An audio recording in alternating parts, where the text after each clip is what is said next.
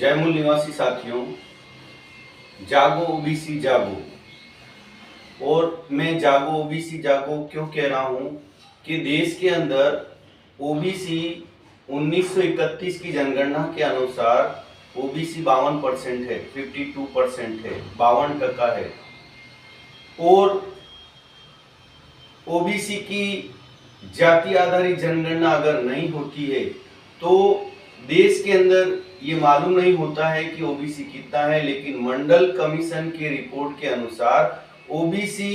की जाति की पहचान की गई है और वो जातियां हैं 3743 जातियां, यानी कि ओबीसी समाज 3743 जातियों के टुकड़े में है और वो अलग अलग जातियों के अंदर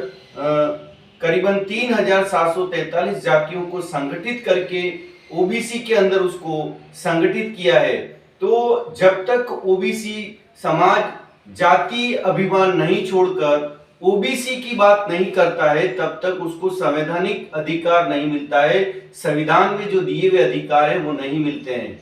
देश के अंदर आरएसएस और बीजेपी की सरकार है और आरएसएस की बीजेपी की सरकार होने की वजह से अभी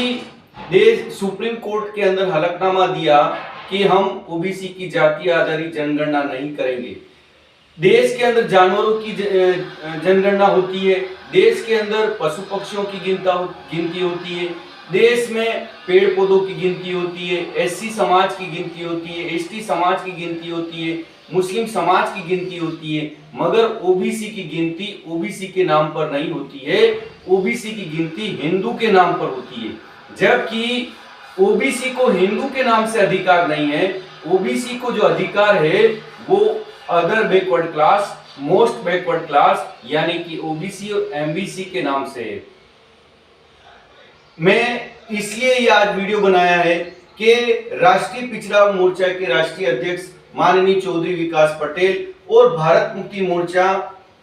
बामसेब के राष्ट्रीय अध्यक्ष माननीय वामन मेश्राम साहब और बहुजन क्रांति मोर्चा के राष्ट्रीय संयोजक माननीय वामन मेश्राम साहब ने इस राष्ट्रीय पिछड़ा वर्ग मोर्चा के आंदोलन को पूर्ण रूप से समर्थन देते हुए 4 चरणों में आंदोलन घोषित किया है और वो 2 चरणों के आंदोलन हो चुके हैं। ज्ञापन पत्र देना और 5 अप्रैल को जिला मुख्यालयों पर धरना देना। हमने भी अरवली जिले के अंदर ओबीसी समाज के लिए धरना दिया था और इन राष्ट्रीय पिछड़ा मोर्चा के अलावा और भी 9 मुद्दे हैं जिनके ऊपर यह आंदोलन हो रहा है। तो मैं देश के राष्ट्रीय पिछड़ा मोर्चा के राष्ट्रीय अध्यक्ष माननीय चौधरी विकास पटेल जी के आह्वान पर और वामन मेश्राम साहब जी के समर्थन होने पर मैं देश के सभी SC ST OBC MBC NT DNT VJNT अल्पसंख्यक नागवंशी क्षत्रिय सभी को अनुरोध करना चाहूंगा कि इस आंदोलन में बढ़ चढ़कर हिस्सा लें। अभी आप देख रहे हैं एससी एसटी ओबीसी और जिनको भी अधिकार मिले हैं उन अधिकारों के विरोध में बहुत सारे डिसीजन आ रहे हैं। इसका एक उदाहरण एक अभी है कि मध्य प्रदेश के अंदर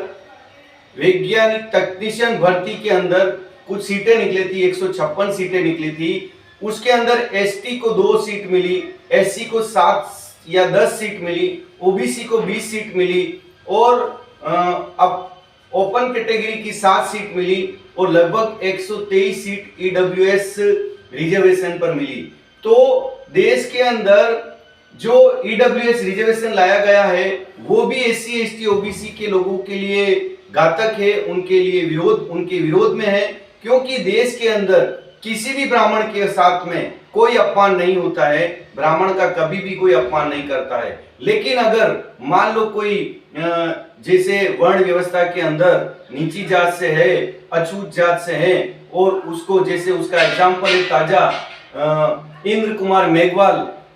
जो राजस्थान के अंदर घटना घटी थी, खाली उन्होंने मटकी से पानी पिया था, 9 साल 10 साल का बच्चा था तो उसको प्राध्यापक ने पीट पीट कर मार दिया। तो इस प्रकार बाबा साहब ने कहा हुआ है, बाबा साहब ने बताया कि मैंने कभी भी आर्थिक स्थिति के अनुसार रिजर्वेशन देने को महत्व नहीं समझा, मैंने जाति के अनुसार रिजर्वेशन दिया, क्योंकि देश के अंदर भारत के अंदर ऊंच नीच व्यवस्था की वजह से शूद्र अतिशूद्र और आदिवासी इनको कई सालों तक अधिकार वंचित रखने की वजह से बाबा साहब भीमराव अंबेडकर ने हमको आर्थिक आधार पर नहीं, जाति के आधार पर रिजर्वेशन दिया। और वो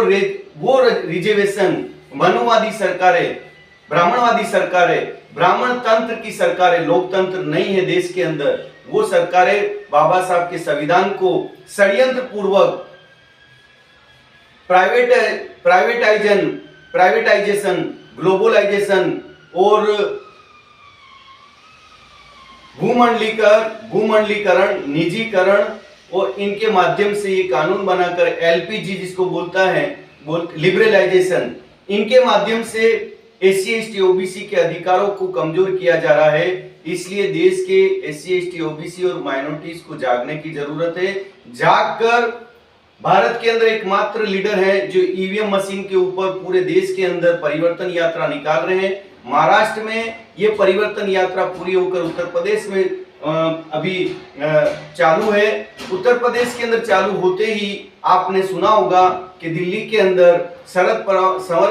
पवार जी के घर के ऊपर 13 पार्टियों की ईवीएम के ऊपर मीटिंग हुई, उसमें कपिल सिब्बल भी जी थे। इस प्रकार से वामन मेश्राम साहब को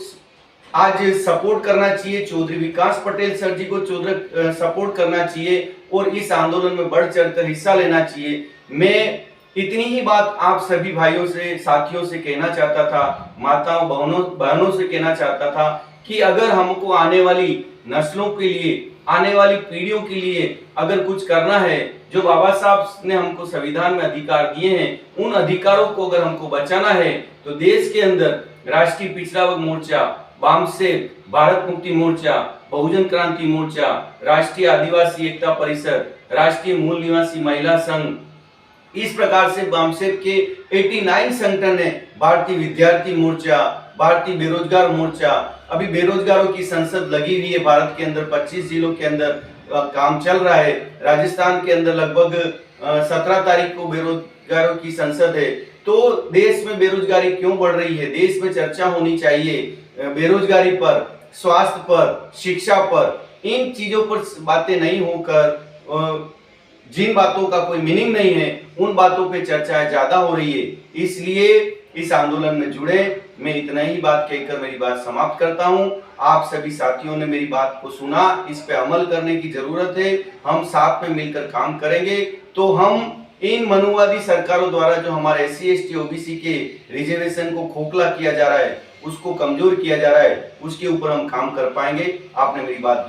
सुनी, धन्यवाद, आभार। जय मूल निवासी।